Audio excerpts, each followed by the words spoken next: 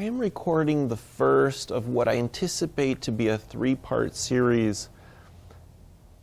Before Christmas this year at St. Mary's, we did something a little different. We decided to do the full Symbang Gabi novena of Masses, which means that we did 9 days before Christmas, a Mass every morning at 6 a.m. in order to help us journey to Christmas. And I have to say, in so many ways, it was so spiritually powerful, I believe, to our community, but also to me. And I've been very late in getting all of my videos out. I've been just kind of overwhelmed, and my health hasn't been doing very good.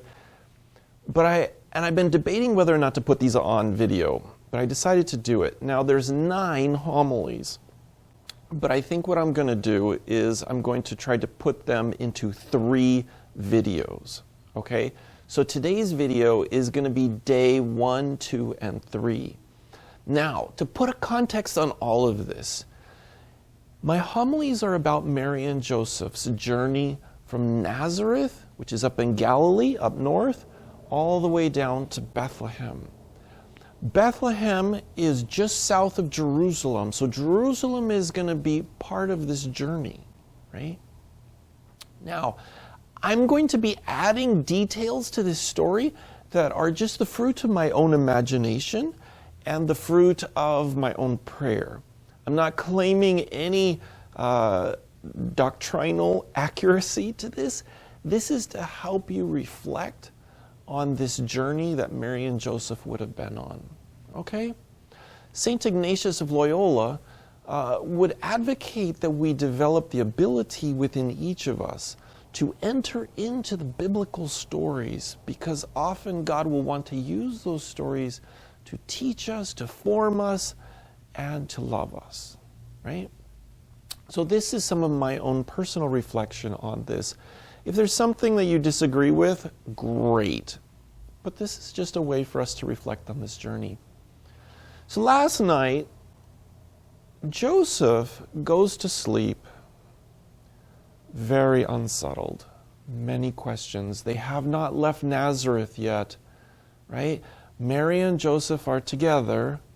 They've been together for a little while now. Joseph has worked through a lot of the things that have happened, the appearance of the angel, the decisions that he's made. But he's very unsettled and he's very uncertain because he doesn't know what's going to happen. He doesn't completely understand everything that's going on. A major question in his mind is, why did God pick him? Why did God choose him? You know, we often do that in our own lives. We don't necessarily question why God chose another person in our lives, or we don't necessarily look down on them and say, well, why did God choose that person? It's often, why did God choose me?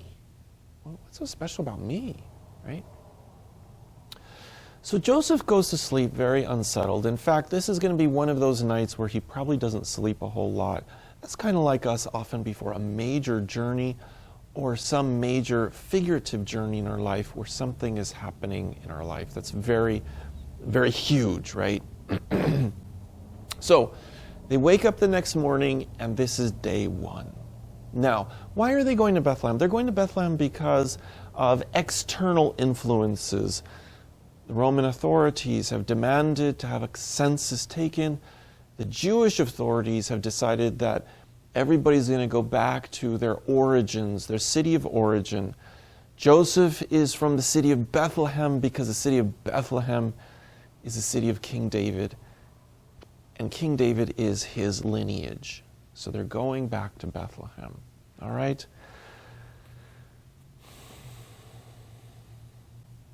This journey is going to be arduous. Mary's very pregnant. She's very pregnant, right? In fact, this would be the last time in the world that anyone would want to take a very pregnant woman on a very arduous journey. The journey is about 90 miles. Now remember, they're walking, right? This is not 90 miles in a bus, a plane, or a car. This is 90 miles of walking along dirt paths in the sun, in the elements, in the rain, whatever God throws at them is going to be what they are going to have on this journey. His journey is not optional. The idea of backing out, the idea of stopping halfway through, the idea of let's give it a try, and then if it doesn't work, we'll turn back. None of those are optionals. And so in some ways, today represents a moment of peacefulness for Joseph because he knows there's no other way. There's an expression I once heard that when many of the exploring ships came to the New World, came to the United States, that the leader would often sink their ships so that people wouldn't think about going back. So they would have to be committed 100%. And so for Joseph, there's a grace today. He's committed 100%. He knows there's no going back, but he also knows it's going to be very, very challenging. Humanly speaking, we do all have a breaking point, though. We do. I was talking to a group of men in our men's group about this, and it's the relationship that with God all things are possible, but that doesn't necessarily mean we can't reach a breaking point emotionally and physically. We are not angels. We have breaking points, right? And so part of that, there's a real grace where it humbles us and reminds us how weak we can be. And so today, Joseph and Mary are going to discover a little bit of that. The simple aches and pains of having to walk 10 miles. That doesn't sound like much, and probably for Joseph under ordinary circumstances, that's nothing. And for Mary under ordinary circumstances, that's nothing. But this is different. She's very pregnant. And so they begin their journey. And I think all the anxieties and all the stresses, and you can relate to this, of all the stresses that you have in your life, that once you take that first step, so much of that goes away, right? And so today, the biggest difficulty is getting packed and prepared, loading up Fred. Fred's the donkey, right? Some kids named him that at Christmas a couple years ago. Loading up Fred, getting Mary up on the donkey, and taking that first step out the door for their journey to Bethlehem. The uncertainties are going to have to wait, because today they just need to take that first step.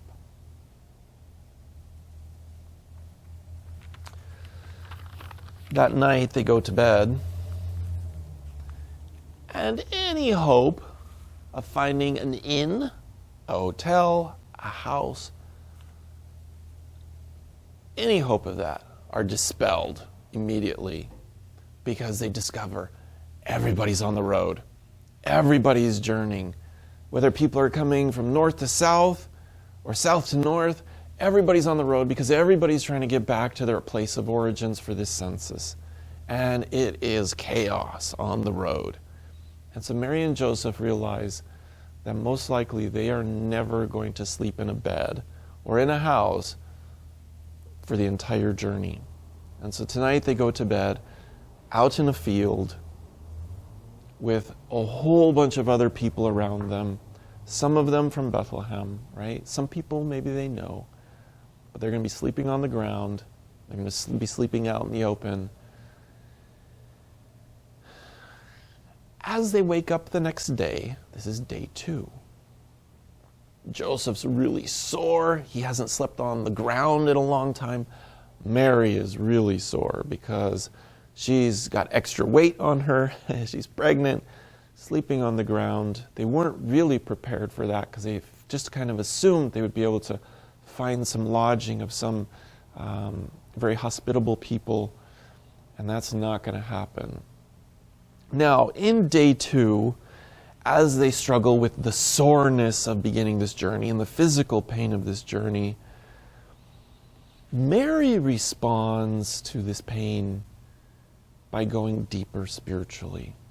She gets back up on the donkey and she begins to pray much deeper than she had been when there was all these anxieties before starting the journey.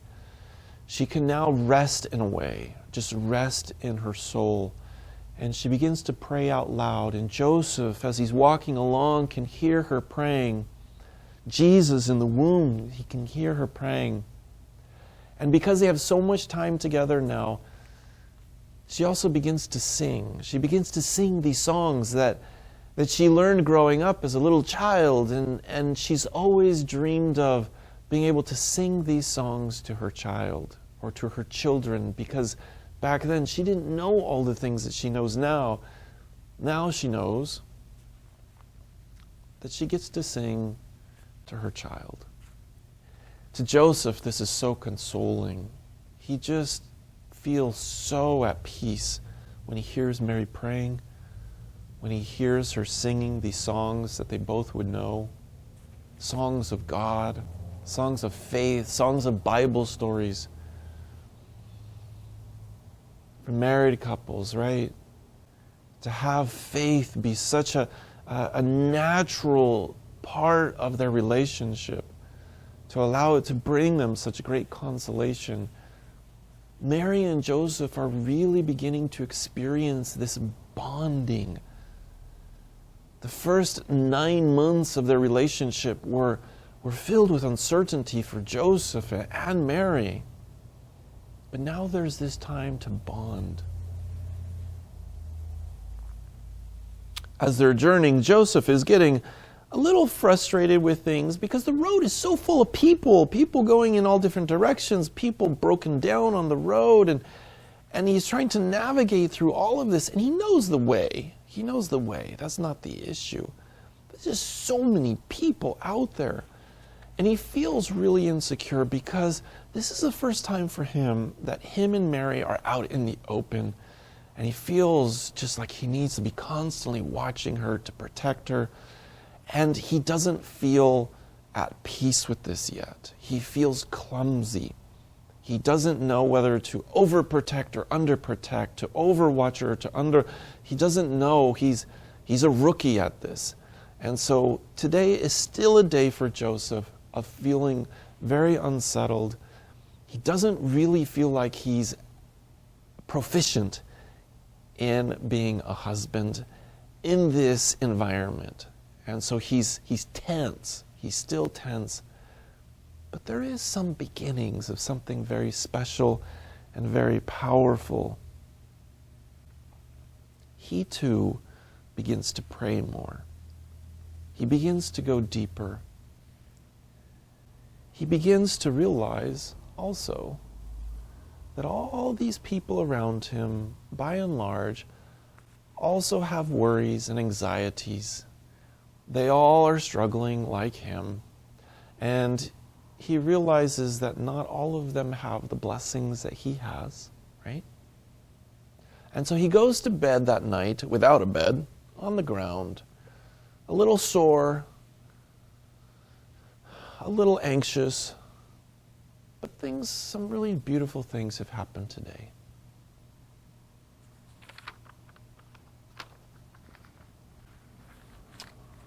Day 3. They wake up in the morning. They wake up in the morning realizing that through the course of the night, many people crowded in on their space. And Joseph's kind of an introvert. He wants his space, and so he's starting to get a little annoyed. Not because people are doing bad things, but just annoyed because he doesn't feel like he has adequate space and room to be able to be present to Mary and take care of her. He sees people crowding in on them, and it's starting to bother him. Well, they get out on the road this morning. Now, here's the thing.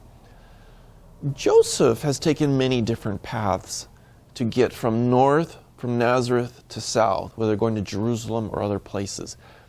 And there's some paths that are very easy for people, and there's some paths that go right through the hills, through the mountains, much more arduous, but he's always done those. Because he was a single man, he was able to do it. He was able to do it without any issues. Well, because all these people are crowding in on him, without even talking to Mary, just out of frustration, he decides they're going to go off on this more arduous path that's going to go through the hills. So they begin, and Mary's just fine. She's not necessarily even asking. She's not asking questions. She just trusts Joseph, right? So they begin this journey up through the hills. Well, the path was always easy for a young man, a single man, no worries in the world. Fred is having trouble. Fred is carrying Mary. He's carrying a load. He begins to stumble at times because there's rocks in the road. There's holes in the road. There's roots and branches. And every time he stumbles, Mary loses her balance. Mary, after a couple hours of this, is starting to get really frustrated. She's not saying anything, but you can tell she's just getting really frustrated, and she's in a lot of pain. Fred doesn't like it. And Joseph keeps looking back at them as he's walking along, realizing this was a bad decision. This was a really bad decision. So about midday, they reach this point at the top of this hill, and he looks out across this valley. And across the valley, he sees all the other people on this road that they were on. It's miles away, but he can see the line of people. So they stop for a rest. This is a moment for Joseph. There's some pride here. He has to admit he made a mistake. He made a couple mistakes. He made some rookie mistakes. And so he looks at Mary, he looks at Fred, and he begins then to take them back down the hill, back down to the road. Because he realizes a couple things. Now, as they get back, as they journey back to the road, and they begin to settle in for the night, there's a couple things. He needs to talk to Mary. He needs to tell her a couple things. And so one of the things that he tells her is that he's sorry. He's sorry because the very first mistake he made was he didn't talk to her. He just did what he wanted. He just did his impulsive desire. But he can't do that anymore. They have to be a team. And if he had talked to her, he probably would have realized that going up that other path was not the right path. He also realized the second mistake that he made was his first thought was about himself. It was about how he was feeling. It was not about Mary. It was not about what was best for her. And so he apologizes to her for that. Now, this evening, they have some time. And after this, there's just some quiet time. Mary's not upset. She's just glad to be able to rest. But what comes back in Joseph's mind tonight is the question, why did God choose me? And he feels a little bit alone in this question, because this is the question that's been nagging him. And he never thinks to share this with Mary. Because again, he doesn't quite have the tools to really be a good husband in this moment. To be a really good husband, right? He's learning them. Well, he's lying there, and Mary comes over and just kind of sits down next to him, and she says to Joseph, why did God choose us? Why did he choose us? And Joseph's really attentive because he didn't even think that his question in his heart and in his mind would be the same question as Mary's. And so he feels deeply, deeply consoled tonight that what he's feeling is the same thing that she's feeling. And so he begins to develop this courage and strength to share with Mary his deepest feelings and questions in his heart, his deepest thoughts. And he realizes that that's where he needs to be. And so he goes to sleep tonight, not with the physical pains or sorenesses, but just a deep, deep consolation that he feels like he's breaking through so that he can be more present to Mary and that they can be a great married couple. He begins also to see how in the future there is going to be this deep, deep joy of being a husband to Mary and being a father to his family. All right, God bless you. And we're going to end with part 1 here, And we'll continue in part 2.